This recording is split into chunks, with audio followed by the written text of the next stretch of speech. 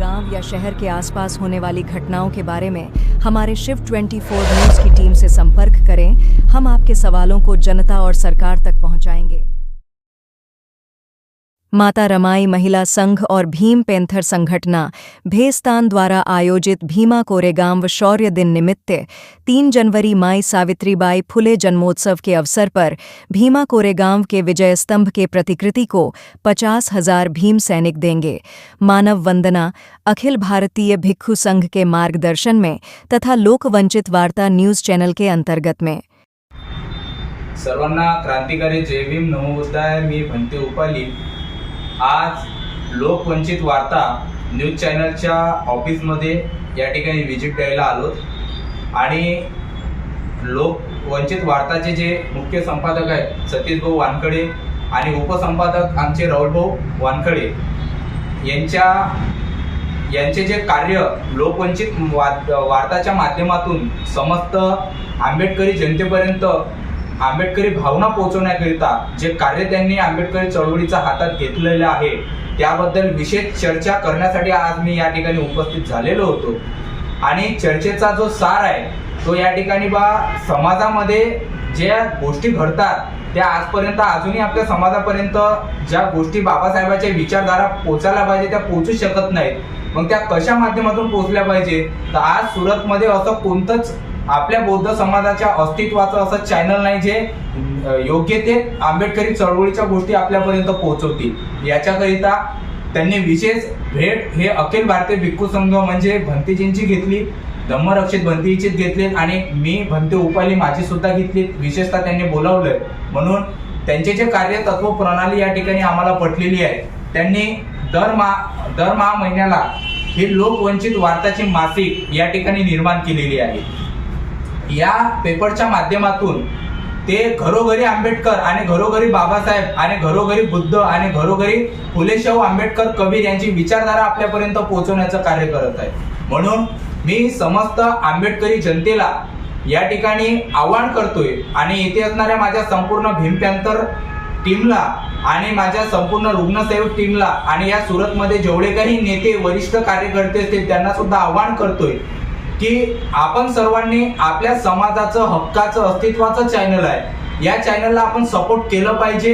याचे सपोर्ट देऊन यांना वरता आणलं पाहिजे कारण की आज फुल नाही फुलाची पाकळी म्हणून जर आपण या ठिकाणी जर योगदान देत नसेल तर समाजाच्या चळवळीचा 20वा हिस्सा ज्याला योगदान म्हटलं गेलेलं आहे ते योगदान श्रमदान या लोकवंचित वार्ताला आपण सपोर्ट देण्याचं कार्य करा।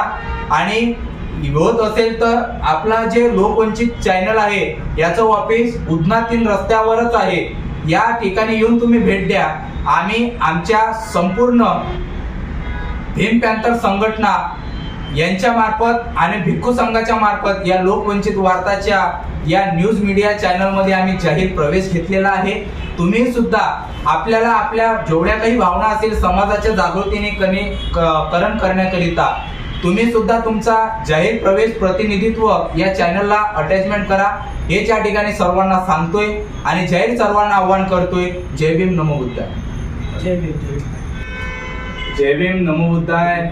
मैं भंते उपाली आप सभी को यह अपील कर रहा हूँ आने वाला जो 1 जनवरी का शौर्य दिन का प्रोग्राम जो इतिहास में पहली बार बाबा साहब अम्बेडकर भीमा कोरेगांव को मान वंदना देने जाते थे और सलामी देने जाते थे वो 500 शूरवीरों को, उसी की प्रतिकृति को लेकर आज हम इतिहास में पहली बार सूरत के अंदर 50,000 भीम सैनिकों को लेकर हम यहाँ पर मान वंदना का प्रोग्राम आयोजित कर रहे हैं। और आने वाली जो 3 जनवरी है यह 3 जनवरी को सावित्रीबाई फुले के जयंती निमित्त अवसर पर यह प्रोग्राम आयोजित किया गया है और सभी को यह कहते हुए बहुत खुशी हो रही है, सूचित किया जा रहा है कि भीमा कोरेगांव शौर्य दिन निमित्त अवसर पर और सावित्रीबाई फुले जयंती निमित्त अवसर पर आने वाले 5 तारीख को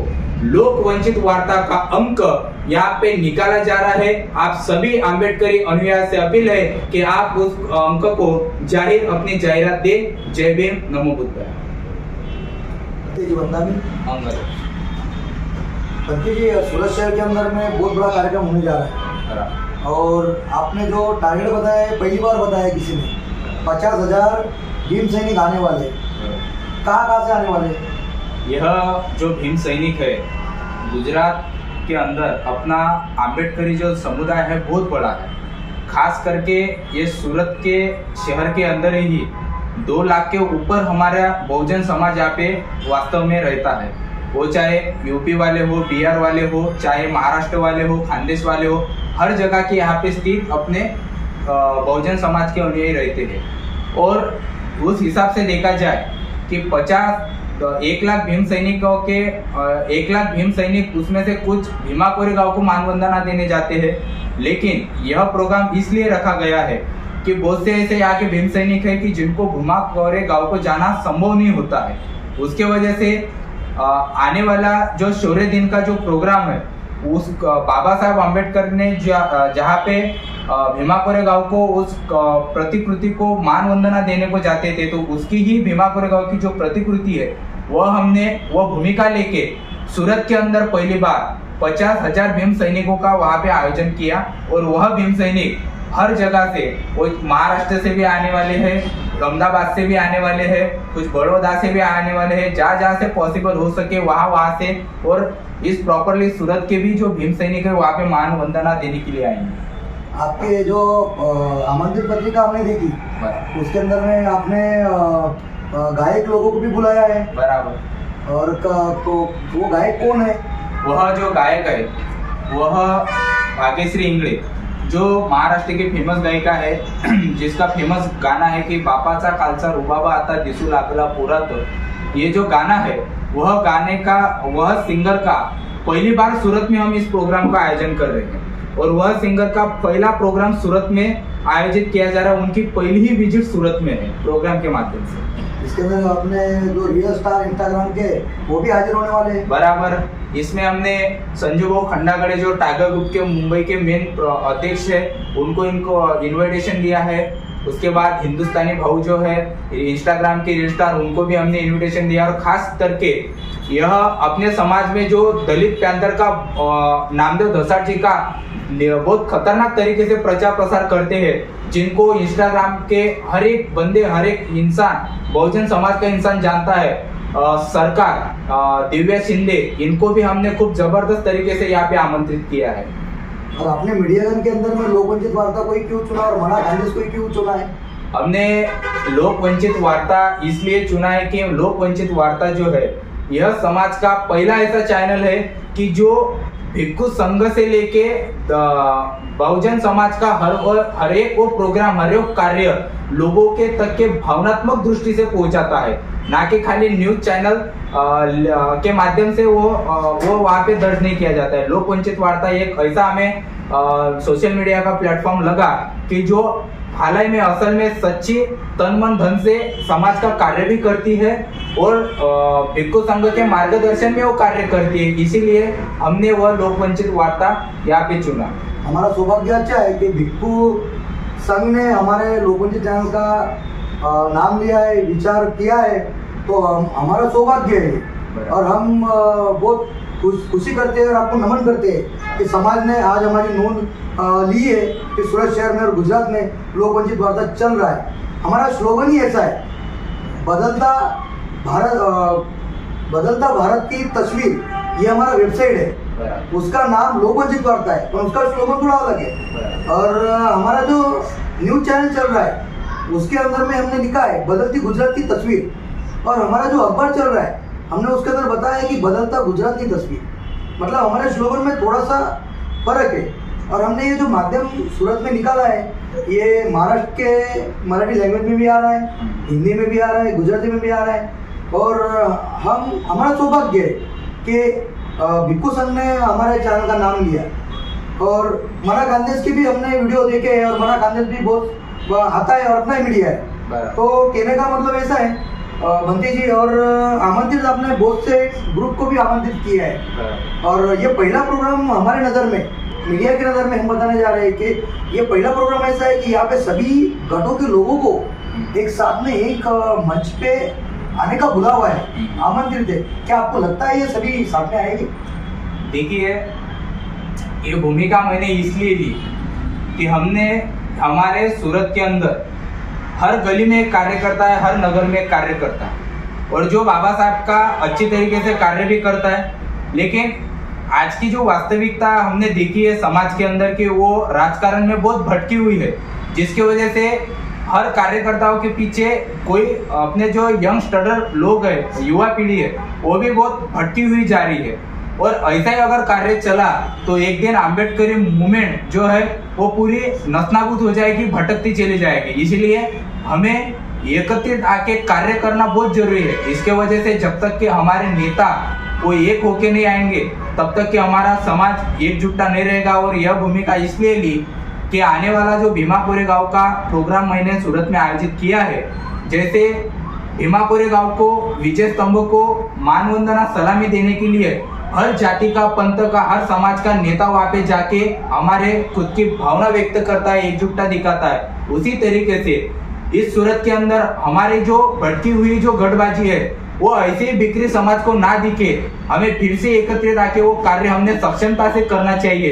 इस वजह से मैंने खुद भिक्खु संघ के माध्यम से यह अपील और अनुभव किया, यह अपील की है कि सारे नेता उस स्टेज पे हम लाएंगे, सारे नेता के हम चेहरे दिखाएंगे और सारे नेताओं का मान सम्मान करके सारे नेताओं के उपस्थिति में हम एकत्रीकरण सूरत को बताएंगे, यहाँ के लोगों को बताएंगे कि हमारा जो समाज है वो अगर हमारे स्वाभिमान पे आ जाए तो वो एकजुटते से कार्य कर सकता है। तो देखा जाए तो हाल में जो परभणी का जो सबसे पहले आज लोकवंचित वार्ता चैनल में हमारे बौद्ध धर्म के जो गुरुवर्य वंदनीय वंदे उपाधि आपका बहुत बहुत स्वागत करता हूँ और आपको एक दो मिनट के लिए दो सवाल पूछता हूँ।